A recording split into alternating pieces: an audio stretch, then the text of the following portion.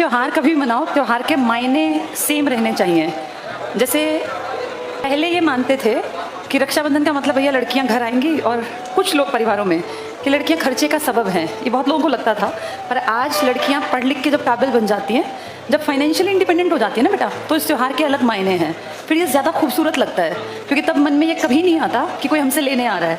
वैसे तो भाई बहुत अच्छे हैं, 99% भाई लगभग अच्छे ही होते हैं, और ऐसा कोई सोचता नहीं है। पर फिर भी ज़्यादा अच्छा लगता है अगर आप कमाती हो और तब अपने घर जाएं, उसमें एक अलग ग्रेस आता है। फिर ये नहीं लगता कि किसी के मन में कोई माइनस में ही सही कि ये बात आए, आती नहीं है, बहुत अच्छी बात है।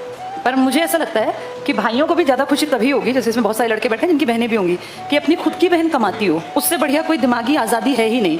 हम कितना ही त्योहारों पे बहनों को दे लें, लेकिन फिर भी किसी के देने लेने से कभी किसी का घर नहीं चल सकता। घर चलता है अपना खुद का कमाने से, मेहनत करने से। क्योंकि आप किसी को उस त्यौहार पे 5100, 11,000, 31,000, 51,000 कितने रुपए दे लो बेटा, एक एवरेज परिवार में 5,000 रुपये भी बहुत हो जाते हैं, क्योंकि जिसकी जेब से जाते हैं उसको फ़र्क पड़ता है।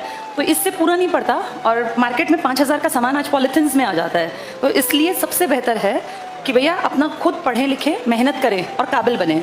कोई कुछ भी कर ले, लेकिन इसकी बराबरी नहीं कर सकता।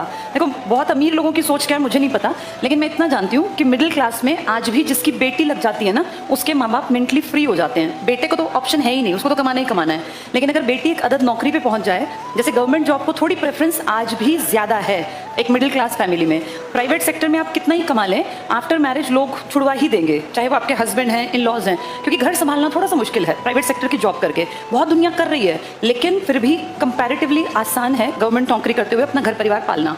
और हम कितने भी एडवांस हो जाएं बेटा, कुछ जिम्मेदारी प्रकृति ने औरतों को और आदमियों को दे रखी है जो उनको निभानी पड़ेंगी। हम इक्वालिटी की बातें करते बहुत अच्छे लगते हैं, और फेमिनिज्म की बातें करते बड़े अच्छे लगते हैं कि भैया ये फेमिनिस्ट हैं, लेकिन कुछ चीज़ें अगर हम अपने आप को देखें अपने परिवार में, जैसे घर में बच्चे की ज़्यादा केयर हमारी माँ ही कर पाई हमेशा। चाहे हम कितने एडवांस्ड बन जाएं, लड़कियां कमाने लग गई, लेकिन तुम देखो बीमार जब बच्चा होता है तो बाप दादी कोई पकड़े वो चुप नहीं होगा, और माँ के गोद में आते ही बीमार बच्चा कितना ही परेशान हो, वो कंपैरेटिवली जल्दी रिलैक्स्ड फील करता है, उसको ज़्यादा अच्छा लगता है। भाई प्रकृति ने जिम्मेदारी दी है, हम इससे भाग नहीं सकते। और बराबरी का ये कतई मतलब नहीं है कि हम ये काम नहीं करेंगे। बराबरी का मतलब है एक खूबसूरत समाज जिसमें जिम्मेदारियाँ रिजिडिटी के साथ ना हो कि ये सिर्फ तेरा काम है, लेकिन दोनों मिलजुल के काम करें। वो हस्बैंड वाइफ के रूप में हो सकता है, वो घर परिवार की जिम्मेदारी उठाने के रूप में हो सकता है। तो ये विचारधारा, ये सोच बदलने का टाइम है कि त्योहारों पे महज अपनी बहन के घर तक हम 5,000 रुपए दे आएं तो वो पूरा हो जाएगा।